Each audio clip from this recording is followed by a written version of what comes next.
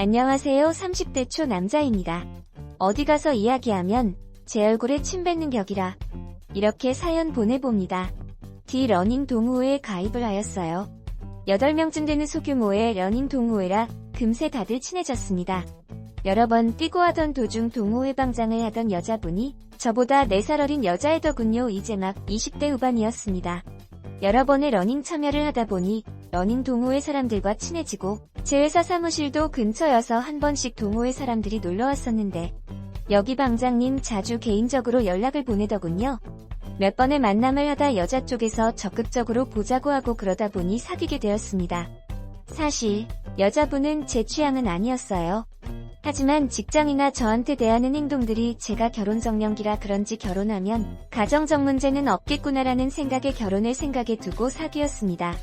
여자분은 대기업 계열사를 다녔고 저는 사업을 하고 있습니다. 조그만한 규모지만 IT 회사를 7년간 운영하며 수익은 넉넉한 편이라 제 손으로 돈 벌어서 저축 금액이 고급 아파트 2채가량 살 돈은 있었습니다. 하지만 욕심인지 내 집 차에는 관심이 없던 터라 차도 없고 집도 없었고 나머지 현금은 사업자금 겸 개인 돈으로 보유하고 있었습니다. 사귀던 당시에는 제가 새롭게 준비하던 프로젝트가 있었습니다. 소규모 회사에서 벗어나서 크게 가고 싶은 마음에 사람들 도막 신규 채용하고 그러던 시기였던지라 여자친구에게 크게 신경을 못 쓰던 당시였고 주말이 있는 날보단 없는 날이 더욱 많았던 시기였죠. 여자친구는 특이한 점이 사귄 지 얼마 안 된 무렵부터 결혼 이야기를 자주 꺼내왔습니다. 저는 좀만 천천히 서두르지 않았으면 좋겠다라고 했지만 사귄 지 한 달 만에 여자친구 부모님께 인사를 드리게 되었고 2달째에 저희 부모님도 보여드리게 되었습니다. 특이하게도 저희 부모님과 여자친구 부모님도 10년 전부터 알던 사이라고 하더군요. 여자친구 집은 그렇게 넉넉한 편은 아닙니다. 하지만 여자친구 부모님 모두 열심히 일하시다가 은퇴하시고 소일거리 정도 하시면서 쉬고 계셨군요. 여자친구 본인도 대기업도 아니고 계열사다 보니 월급이 많은 것도 아니고요. 저희 집은 아버지도 사업을 하시고 계셔서 부동산 자산이나 여러 금융 자산이 상당히 많으십니다. 당연히 아버지랑 10년 전부터 어느 정도 알던 사이다 보니 여자친구도 어느 정도 부모님들로부터 들은 이야기들은 있었을 것 같습니다. 저희 아버지는 여자친구가 마음에 들었는지 웬만하면 결혼해라는 식으로 밀어붙이셨는데 저는 제가 그 당시 사실 이상하게 마음에 걸리는 부분들이 좀 있었습니다. 저랑 데이트를 하는 동안 단 한 번도 계산을 한 적이 없는 점, 그리고 제가 차를 안 사는 것에 대해서 엄청난 불만들을 계속해서 표현했습니다. 저는 차를 별로 좋아하지 않아서 정말 돈이 넘쳐날 때나 수입차 같은 걸 사면 모를까 타지도 않는 차를 살 이유가 없다고 몇 번이나 말했음에도 계속해서 정말 일주일에 한 번은 차 이야기를 해서 스트레스를 줬습니다. 말은 저에게 결혼하고 단칸방에라도 살아도 좋으니 빨리 결혼하고 싶다고 했지만 친구들과 호텔에서 조식 먹으러 다닌다든지 항상 밖에서 뭔가 화려하고 시장스러운 걸 좋아했습니다.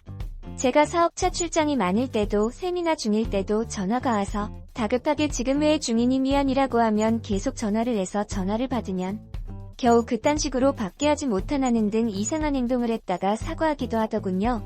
그렇게 결혼을 하자는 걸 계속해서 직장이나 상견례를 미루면서 반년을 만났습니다. 그쯤 되니 결혼 이야기가 듣는 저도 짜증나고 본인도 말할 때마다 스트레스를 받는 것 같더군요. 한 번은 커플링을 하자고 계속해서 이야기를 해서 제가 커플링은 하고 싶지 않다니깐 백화점 갈 때마다 명품 주얼리샵 끌고 가서 커플링을 보여달라고 하며 압박을 주었습니다. 결혼 반지 아니면 안 한다고 거절했습니다. 매일매일 징징거려서 너무 답답해서 핸드백을 사준 적도 한 번 있습니다. 그러던 어느 날 제가 아주 중요하게 진행하던 사업이 사실상 망하게 되었습니다.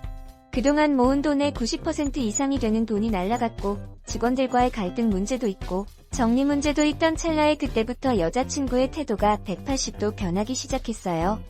너무 힘들어서 여자친구에게 정신적으로나마 기대고 싶어 했는데 제가 힘든 부분들을 이야기하면 들으려고도 생각하지 않고 항상 인상만 쓰고 있었습니다.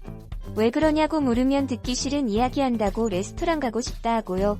그리고 차 지나면서 제가 현실적으로 남은 돈이 이 정도쯤 되니 오피스텔 방 2칸짜리를 신혼집으로 해서 하는 게 어떻냐고 말했더니 부모님한테 손 벌리면 안 되냐고 되묻더군요. 제가 부모님한테 손은 안 벌리고 싶다고 하니 갑자기 현실적으로 지금 결혼은 안 하는 게 맞지 않을까라고 하더군요.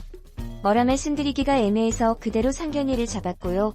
상견례까지 하고 나니 머릿속으론 이게 아닌데 라고 생각하고 있지만 아버지가 제 사정을 아시고 집을 해주신다고 하였습니다.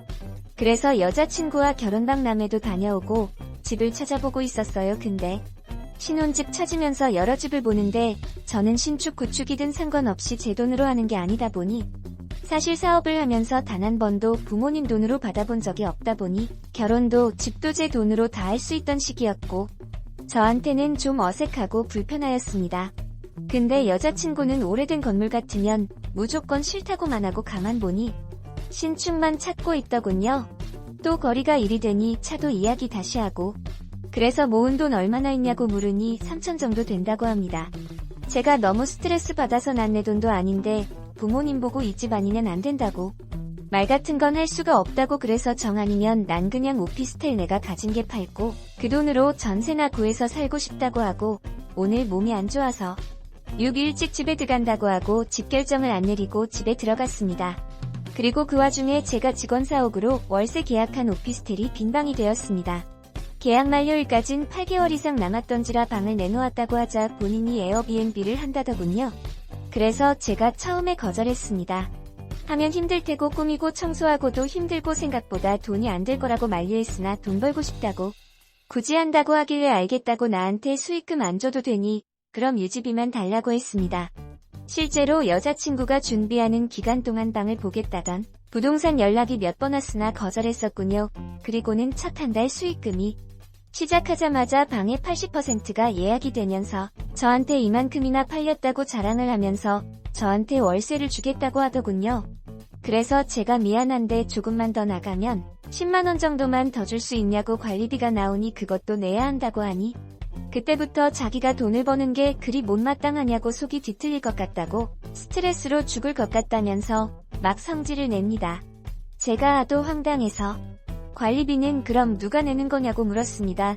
내가 쓰는 방도 아니고 관리비랑 월세 이게 너 집으로 하는 거라도 내야 되는 비용인데 난 내가 보증금 다 내고 아무 이익금도 안 받고 너 하고 싶은 대로 하게 해뒀는데 지금 관리비 무조건 달란 것도 아니고 더 잘 나가면 원래 내야 되는 돈이 이만큼이니 달라고 한 건데 이것도 문제냐고 따지니깐 저보고 집 계약서를 달라고 합니다.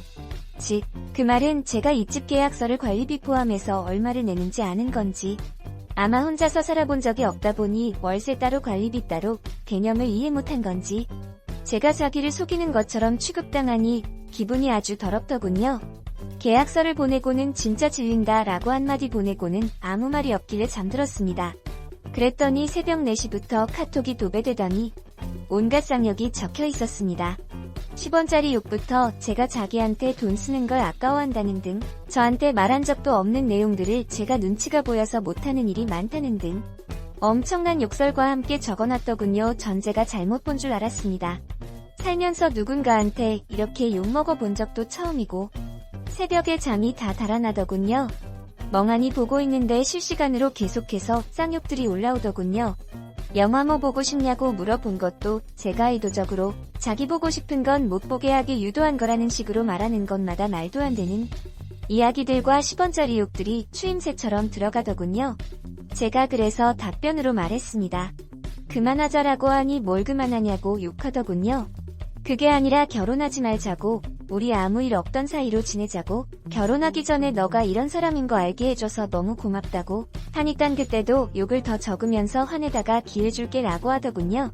어이가 없어서 필요 없으니깐 2번 다시 길거리에서 마주쳐도 아는 척하지 말아줬으면 좋겠다고 경찰에 신고할 거라고 하니 또 욕하다가 오후쯤 돼서 전화가 오고 카톡이 오더니 전화를 안 받으니 카톡과 문자를 도배하며 잘못했다고 정신이 잠시 나간 것 같다고 한 번만 용서해달라고 빌겠다고 어쩌고 미안하다고 나는 너를 보면 무서울 것 같다고 했습니다.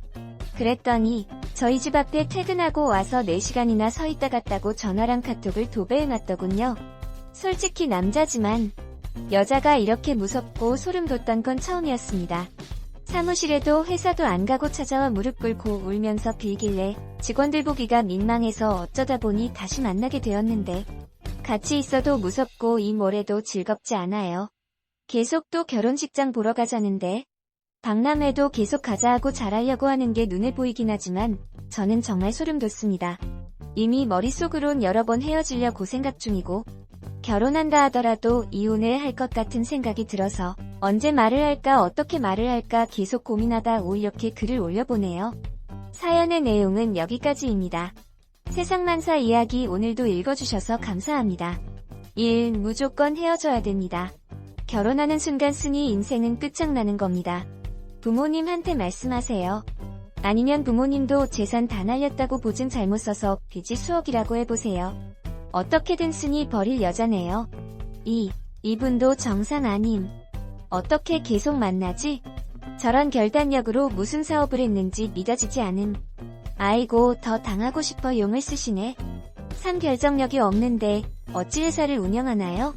신기반기. 저런 여자랑 헤어지는 건 빠를수록 좋아요. 나중에 발목 잡히지 말고 싫으면 그림자도 싫은데 신기한 사람일세.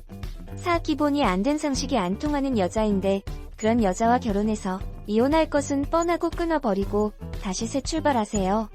하나 보면 둘을 아는 법 상대하지 마세요. 결혼도 안 했는데 욕을 해댄다는 막 되어 먹은 여자이군요. 기본이 안 되었습니다. 기본이 5. 사는 장소 몰래 이사하고 전화번호 바꾸고 차단하고 스토킹하면 경찰 신고해서 증거 잡아서 얼씬 못하게 법으로 차단하구랴. 변호사와 먼저 상담하쇼. 원 질질질 끌려다닌 후 6. 그 여자랑 결혼하지 마세요. 본인 생각이 맞아요. 결혼해도 이혼할 것 같은 처음에 아닌 사람은 끝까지 아니더라고요. 제 주변에서 아니다 싶으면서 결혼한 사람들 다 이혼했음. 질질 끌려다니지 마시고 전화나 문자는 일체 무시하시길. 7. 부모님한테 사실관계를 말씀드리고 헤어지는 게 정답이네요. 왜 좋은 사람 길고 긴 세월을 그리 살려 하는지 과감하게 끝내는 게 쓰니 앞날입니다. 인정사정 볼 것 없어요. 안 되면 경찰에도 신고하세요. 우유부단 절대 안 됩니다. 8. 왜 그렇게 성격이 우유부단해요? 사연 읽어주는 분 목소리나 쓴이나 성격이 비슷한 것 같고요. 이 두 분은 사랑하는 사이가 아니라 그냥 결혼을 해야 하니까 아무나 만나보는 사이라고 할까 애정이 전혀 없는 사이인 것 같아요.